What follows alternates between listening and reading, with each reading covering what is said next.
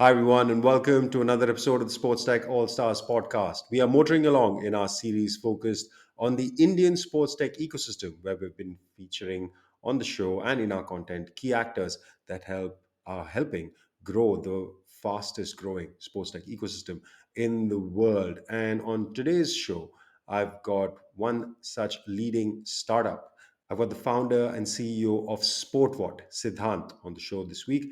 SportVot is a sports tech platform from India that simplifies live streaming and data capture for sports bodies and tournament organizers.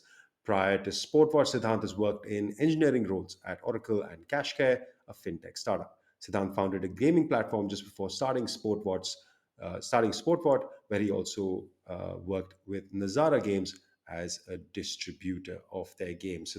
Brings a wealth of experience to the Indian sports tech ecosystem, especially around broadcasting, and we'll get into all of that in this week's episode. Let's kick it off.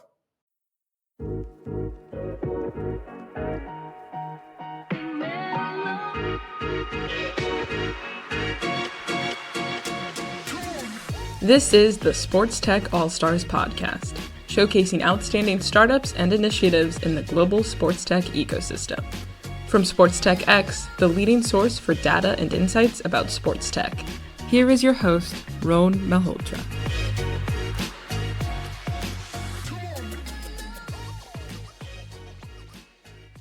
All right, Siddhant. So take us back to the origin story. What led you to starting SportVot? The origins go back about 4 years, 5 years now. I think we started way back in 2019. We were Yash and myself. We were these two sports enthusiasts. Bit you can call us data nerds, but not exactly data nerds. But we were very interested in sports data. Like that is what drew us into SportVot. And what we found out was in India, being such a big country, such a massive country, there is a massive lack of transparency in how talent is discovered, organized, spotted, and developed in general. Right, this leads to massive drop-offs in sports, a lot of problems, and I don't think we can solve any of those, but maybe we can help better some of them.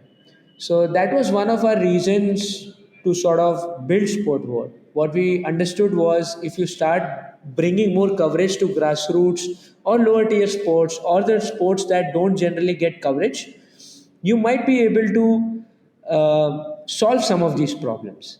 And that is how SportVot started. That was our motivation behind doing what we did. And then we figured out video as a means to tell a lot more than just data and statistics, tell a story about a player, help players remember those moments. I had done this when I was in school. I had hit 100 runs. I had hit a century. I had scored this famous hat trick, which no one knows, and I don't have a footage for. Maybe we could now enable these stories with video, so and evidence. So yeah, that was primarily the motivation behind. Like that's what led us to start SportVot. I wish this was around during my stellar school playing career. Not that there were many highlights, but there were a few. Would have been nice to have some sort of documentation. All right, so you've already talked about video, and you've addressed the problem that you're solving, which is getting access to good quality content for across, let's say, the sporting pyramid, not just for elite sports, good quality video content for anybody who plays sports at different levels. How do you solve this problem? What exactly does SportVot offer? So SportVote has a suite of solutions. It's a cloud-based solution that lets any sports body, tournament organizer, rights holder live stream their sports match. Along with live streaming, we have a rich layer of tools. That let you live score a match, add graphics, add commentary, uh, automated highlights. All that stuff is packaged in this single bundle in a web browser, and you can use it as a SaaS solution. So that's our entry point. That's what we solve for. The hardware could be anything. It could be a smartphone to capture. It could be a video camera. It could be a sport mode camera, which is an automated camera as well that we've recently launched. But again, it's not something that we manufacture. We are not into the hardware business at all. So we have certain grade of cameras that we recommend. Some we ourselves develop and integrate. That's why we call it SportVot cams. But there is nothing that we are doing, nothing fancy that we're doing. But yeah, it's more or less hardware agnostic. Lets users start in an instant, as good as opening a smartphone or picking up a DSLR or a video camera and just starting off. So that's how we do. That's how we help. The initial layer of video capture, and then beyond the video capture, you have player data, player stats, player profiles that help in keeping a track of progress, giving players access to their own identities, helping them share across platforms, etc., etc. So that's the whole package. So not just gather. So there's live streaming. Based on that live stream, there's a lot of data gathering and, let's say, information sharing that you do with the athletes themselves. Then, of course, everything connected to the live stream. I'm guessing there is some highlights packaging and some content that you can share to social media and stuff like that as well. Yeah, exactly. So one aspect is your entire 190 minutes match. Then you have the Game, 90 yeah. minutes condensed down into a 5 minute clip, which is your highlights. And then you, as a player, if you've scored a hat trick, you will have your own clip as well.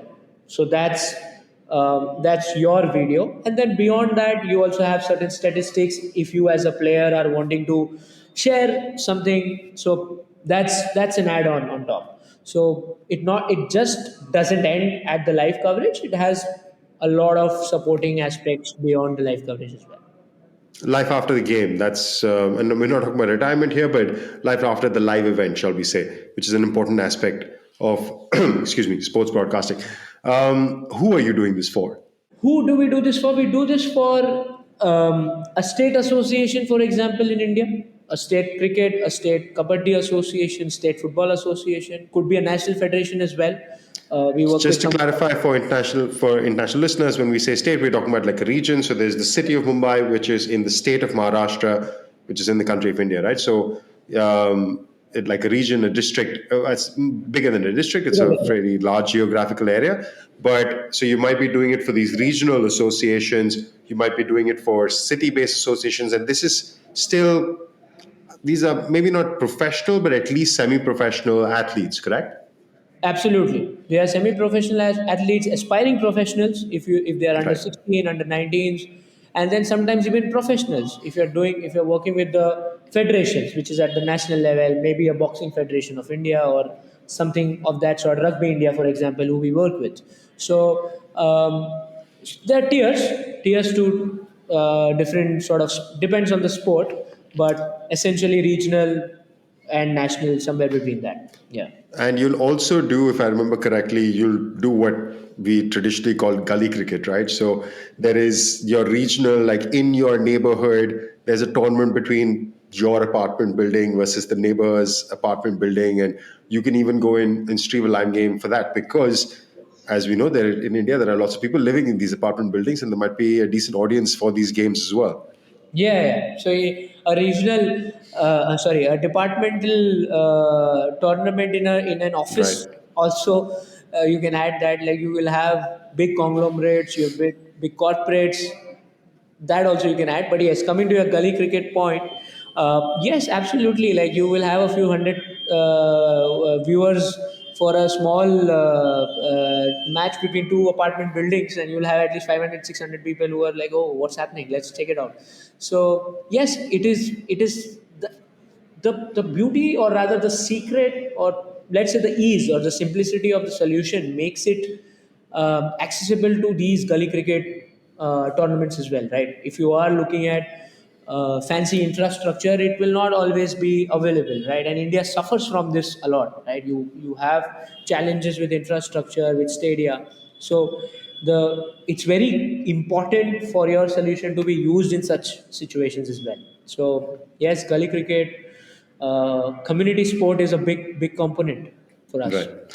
And to talk about the commercial model behind it, again, this is what we call the long tail of sports broadcasting, which is taking not just putting on elite sports on laptops, on mobile screens, on streaming services. It is taking any sport and It might not be in the millions, it might not be in the tens of thousands, but it might be in the thousands, maybe in the high hundreds of an audience which is willing to watch it. And the moment you have an audience, there is an opportunity for commerce. You might get local advertisers, you might get smaller players, might get betting providers who are interested in commercializing a stream. So once the stream is up, there are many ways that you can commercialize it, right? And I think that's part of your business model as well. Are you only selling to the, is it a SaaS package to the person who wants a stream, or do you offer some sort of, hey, you can also connect with this marketplace of, I don't know, advertisers or betting companies or whatever the case may be? In India, we have two models. One is the SaaS piece that we spoke about, where you are just selling your solution, and the second is what you said, where you have sponsors, local advertisers, you have aggregators, data aggregators buying data, selling off to fantasy, betting surrogates. In India, you have to have a lot of, there are laws around this, so you have to have regional demarcations here. So there are two elements, at least in India. Prime in Western countries or abroad, we don't do much of monetization on content, Right. but in India, yes, there are two layers. And as you mentioned, once you start capturing video, you have a whole set of opportunities that get opened up for you. And there are good case studies, like for example, the Boxing Federation of India has the REC, the Rural Electrification Corporation, RECs, and a lot of such PSUs supporting. You have banks, New India Assurance, supporting a lot of regional tournaments, and they get more visibility through this. So the moment you start capturing video, you are you are in a position for of sort of, you are in a stronger position than you were earlier, right? You are able to monetize much better than you were in the past. Now, at what cost, right? The cost of production has to be absolutely, like, it has to be reasonable, it has to be logical. So that's where solutions like us come into play, where everyone wants to stream their match, everyone wants video, but how logical or how affordable it is for them to do it, and then based on that cost, how much can you make on top, is where the money, or is where the sense is. So, and of course there could be non-monetary reasons as well. If you're working in high performance, you are just looking for analytics, and you're just looking for video capture to be able to track progress of a player. So the appetite to capture video or the ways to monetize it are plenty. It's still an early phase, at least in India, for a lot of associations and bodies. But even globally, in fact, at the lower stage, it's everyone is learning. But we're seeing trends and we're seeing data that is very promising. There's a lot of potential to monetize this through data and video in general. Makes a lot of sense. And for some sort of context, and as you said, you're sport agnostic. Maybe you have a lot of cricket that you put on, but you already talked about boxing and rugby. But for some context, we can compare this to like My Cujo for people who might remember it. For a European audience, this is a streaming company which did a lot of this kind of work for football. And yeah, I think they eventually sold out to 11 Sports, who got bought out by The Zone, if I remember That's correctly. So yeah, right. So this is I mean, this is a model that has existed for a while. All right. I think we've set the context pretty clear. This is live streaming for sports, for long tail of sports, for below the, let's say, elite tier. And you guys, now talk to me about some specific success stories that you have been able to achieve. I know you did a funding round. Was it towards the end of last year, or earlier this year? earlier this. Maybe walk us through some of your some key achievements. Yeah, so we raised around earlier this year, like early this year, about in February. We had decent investors, good enough names like Omidyar Network and Ankur Capital, guys like those backing us again. But I think fundraise is one part. Like, of course, fundraise, I wouldn't call it an achievement, but it's just a step It's a in the, validation. yeah, it's a step maybe in the right direction. But in terms of real achievements or real impact, if you want to sort of if we want to measure that. I think there's a very good example of I don't know if you remember when we were in Delhi, we were talking about Brahmaputra Volleyball League, the grassroots volleyball league in Assam.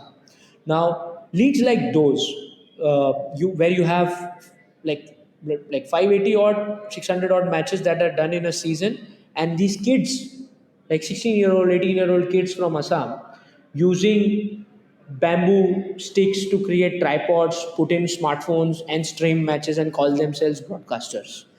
I think one aspect is like how something like SportVot is able to make that happen, and then you can talk about scale, like being able to work with someone like a Sports for All, which is doing 20-25,000 matches across India, across various centers, and help them create video content at massive scale, not just live stream, but player level data, player level analytics, player level video coverage, player level video linkage, all that stuff that we spoke about, but at a scale of 25,000 matches condensed in a span of 4 months. Like that's doing 6,000 matches, roughly 200 matches in a day. And then working with something like a state kabaddi association where you have so much volumes, like you have 700, 800 matches happening in a day. So it's like wide, it's a different sort of, like one is absolute pure grassroots, made by the people, streamed by the people, invested by the people, and then you're looking at massive scale of events happening, just sheer numbers in participation. And then if we look at, we never thought that we will be able to stream tournaments like the Gulf Cup, which is backed by ICC, like a solution that was made for grassroots and gully cricket is being used in a 12 camera, 13 camera angle setup and being streamed world over. So we ourselves feel proud of our sort of solution, that it is finding its use across spectrum, not just non-elite sport but even sometimes the elite sport. We are working on a few POCs with massive broadcasters in India, where the technology is hopefully now going to be used even at the top tier, not replacing anything that they do, but small components that were not optimized earlier could be also optimized using power of remote production, cloud, doing things on the servers, not having hardware, not being having to send people on the ground, make them sit in a single location, be more efficient. So we never thought that it would go up to or solve so many use cases.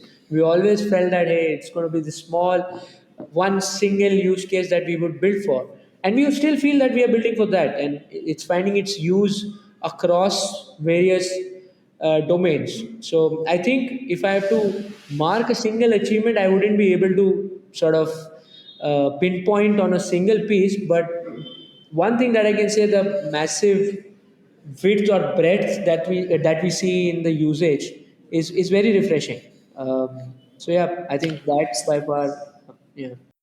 Sounds like the versatility of the platform itself is a big plus of it, right? As you said, you can go across the pyramid and help a sports rights holder bring their sport to an audience, and irrespective of how big the rights holder is. Yeah. While I have you, the opportunity in India around sports is growing, right? So I want to take a second and just talk about sports and sports technology in India. There is a groundswell in across sports. We've seen cricket have its day, and cricket will always be number one. I don't think anybody's going to challenge that position anytime soon. But football is growing in its own way. Other sports, especially athletics in India, is taking the Olympics more seriously with a projected Olympic bid for 2036. What is your take on the opportunity that sports presents in India, and therefore the growth of sports technology as a result of the growing sports market? I think the opportunity is huge. Like Yeah, no that was one a is. really softball question, wasn't it? Like, obviously, you're going to say, like, this is super big, everybody come, look at India, we're an amazing company. But the reason I ask that question is just to get your perspective. Why do we think it's big? So it's huge, of course. And why? I think there are multiple reasons to it. One is we are maturing as a country. We are taking. So I wouldn't say it's down to how. By no means India is a rich country. It's far from being a rich one. But at least the the kind of maturity that is coming, at least in the urban audiences, where fitness and sports is not just a form of earlier it was looked down upon, right? When you were in school, I was in school, we were not encouraged to play sport. Today that is changing. That's a fundamental shift, and it's not just in urban India or cities, but even in the tier 2, tier 3 and smaller towns of India, sports is being encouraged, and people are looking at sports as a form of physical fitness, recreation, and profession also. So that is one of the biggest changes that we are seeing. And the amount of, or the percentage of participation in sport that Indians had is increasing. So even if you don't have an Olympics, which I don't think will be, we will for sure have an Olympics either in whatever 36, 40, we don't know. But the real change is in the mindset that is now is being seen every day, in at least in urban areas for sure, where parents are more serious about having their kids play at least one sport, do some coaching. That is creating more opportunities, right? You will have more coaches, you'll have demand for more coaches, you'll have demand for more facilities. So I think one is the behavioral change. Second is the investment that is being put in by some of the big conglomerates in India, along with the government, of course. You have Reliance that is dedicated its significant amount of money and effort in promoting sports, like through the Reliance Foundation. So you are seeing this investment also now come in. Of course, if we talk about the Indian landscape, cricket would dominate and consume 90% of, or be 90% of all the numbers that you see. But the rate at which the other sports are growing is very encouraging. So I think it's a combination. Why is combination of two factors? One is the behavioral and the mindset change that is coming in, and second is the seriousness in investments. Now, yes, we all will crib, we all will say more needs to be done, and that's true, more has to be done. But there are enough signs of a shift in the right direction. Hence, I would say the opportunity is huge. We are still far from being mature when it comes to sports, nowhere close to a China or US, nowhere, miles away. But at least we are moving in the right direction. That's for sure. That no one can take that away, at least. There's enough interest, as you said. There's a groundswell of increase in participation, and there's now increasingly capital available to push this opportunity, accelerate the opportunity growth. Outside of media production, again, taking a step at an overall view, because of course you're biased, you chose to work in this segment because you probably think that's the hottest opportunity. Outside of that, what do you think are the other opportunities from your perspective now that you're in the market in and around sports and sports tech? I think from an India perspective, if I have to say, there is a lot of opportunity in infrastructure. Like the ones who will build good facilities, you still don't have enough multi-sport facilities, grounds that are of a good. Uh, like in Mumbai, you have just one 11-a-side ground which is actually playable, right, where you can go and play football. So there is massive potential for building something of that sort. Like you can have at least five more grounds. So I feel apart from media business, sports media and sports data, I feel there is a massive opportunity in infrastructure. The analytics space in India is too crowded, but I still feel at high performance you might have an opportunity. There is no one solution that the SAI or the premier sports bodies in India are using. So, but primarily, if you ask me today, I feel sports infra is the biggest place.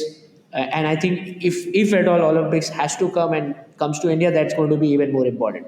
So I feel is something. If not this, I would have been focusing on sports infra, and then of course building a lot of technology around the infra, getting video Right. capture, getting digitalization of the infra, getting fitness conditioning stuff, both in terms of nutrition, getting the right people to do it. So infra, if you develop the infra, then you have much more happening around it. Your nutrition, fitness, all those businesses also come into play. Media comes into play. Connectivity comes into play. So a lot of, I think infra is my, I would say, an Understood. important. It's like access to sport again. You build that access, and around that, you can do a lot more. Right. Coming back to SportVot, what is coming up for you guys over the next 12, 18 months? What does that horizon look like? Yes, interesting. We are while we were on the topic of infra, we are working with a lot of facilities owners in India, where we are looking to help digitize these facilities, put in infrastructure of from a media lens, from the media side, have video capture enabled, etc. So yeah, we are looking at So, in like pre-installed at the facility? something of that sort. Yeah, like long tail of long tail, maybe like go even lower, like have every like access to video should be very simple. It should be as simple as Sure. possible. I think that is what we are building towards. In terms of products, yes, we've worked on this fantastic solution that we feel fits the Indian market very well when it comes to automation and helping stream with even lesser resources now on ground. So a bit of it which I mentioned earlier as well. So I think these two areas of improvements for us, where we are building, co-building with infra players, and in general bringing more automation and simplifying video capture through our through our own solution, making it more advanced, making it more simple. So I think these two places of development. From a strategy perspective, yes, we're looking at few markets other than India as well, close to India, in and around India, maybe in the Middle East as well. So, but yeah, a lot of things happening. But from a product landscape, this is where we are focused on today, more on the Yeah. facility side and making them, video accessible, making them digitized, making video more accessible in these facilities. That's what we are working for. Makes a lot of sense. If I can book my five-a-side game on a Sunday and I can get some video access or video content that I can share straight away, yeah, I think that's a nice little upsell for a lot of these facilities. And of course, I think from the market's perspective, if anybody wants to reach out to Siddhant to talk about opportunities, I don't know, wherever you might be in Europe, in the Middle East, anywhere else, I think you can reach out to him via LinkedIn. Probably is the best way, Siddhant.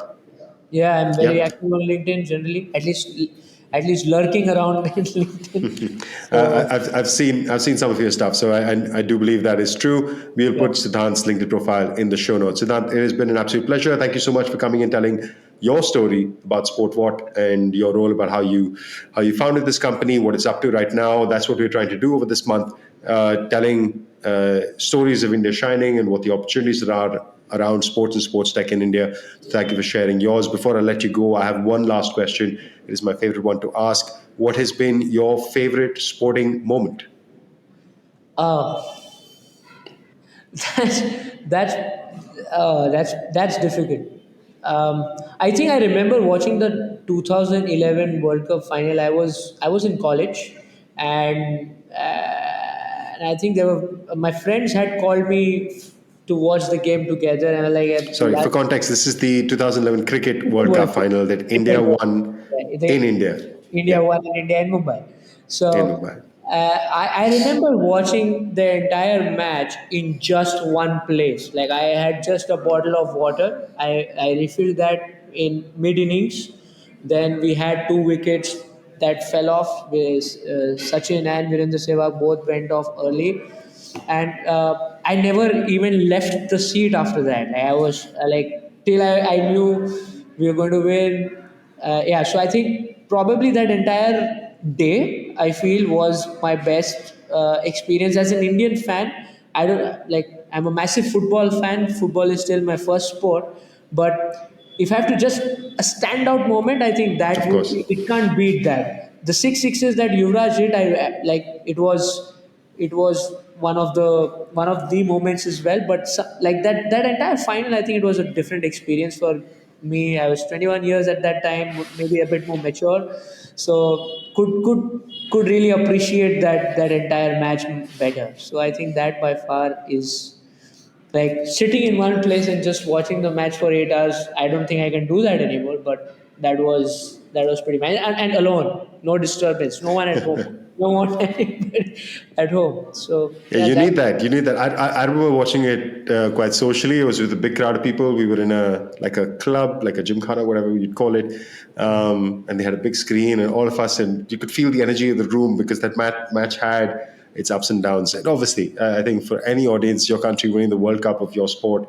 is a huge moment for Indians of our generation. And that 2011 final and Dhoni's spectacular finish is one. I had the pleasure of having Gary Kirsten, who was the coach of that Indian team, on this podcast. So if you haven't checked out that episode, I was fanboying completely with him, sharing that moment as well. So yeah, a great moment. Thank you for bringing that. It's always nice to get this reminder of these amazing moments in our sporting lives. Siddhant, it has been a pleasure, mate. Thank you for joining us. my pleasure, my pleasure. Thank you, everyone. Thanks. All right, that is a wrap for another episode. We will see you guys next week as we continue our series of showcasing great talent and companies from the Indian ecosystem. See you then. Ciao. Thanks for listening to the SportsTech All-Stars podcast with Rohan Malhotra. If you like our show, let us know and leave a review. And if you want to know more about us, check out sportstechx.com, where you can find our latest industry reports and updates. For a deeper dive into all things sports tech, check out our comprehensive database, SportsTechDB, at sportstechdb.com. Don't forget to follow us on social media. You can find us at SportsTechX on Instagram, Twitter, LinkedIn, and Facebook. Join us next time for another insightful conversation with a leader in sports tech.